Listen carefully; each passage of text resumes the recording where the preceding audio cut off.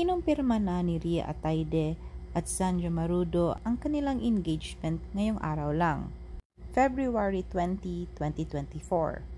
Nakaraang taon pa may usap-usapan na engaged na sila pero tahimik lang ang couple. Kung bago ka pa sa channel ko ay huwag kalimutang i-like, subscribe, i-share at comment down below. Dati nang may usap-usapan na engaged na ang dalawa pero inisikreto lang ito.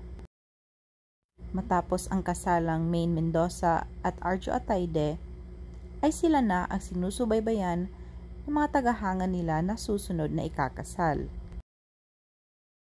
Sa wakas ay natuldukan na ang mga usap-usapan na ito nang kinumpirma na ng dalawa na sila ay engaged na.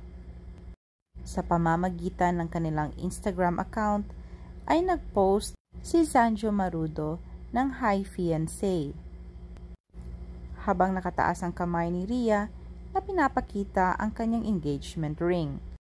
Pati si Rhea Atayde ay nag-post din sa kanyang Instagram account na may caption na "Forever sounds good". Enero ng 2023 kinumpirma ng dalawa ang kanilang relasyon. Hindi man matagal ang kanilang courtship, pero may forever na silang nakikita sa bawat isa. Halata namang tanggap si Zanjo Marudo sa pamilyang Atayde. Dahil sa lahat ng mga okasyon sa kanilang pamilya, ay parati namang present si Zanjo, na ikinatuwa ng marami, lalo't lalo na ang kanilang mga tagahanga. Wala pang petsa sa kanilang kasal. Sigurado ay aabangan ito ng mga netizens at ng kanilang mga tagahanga.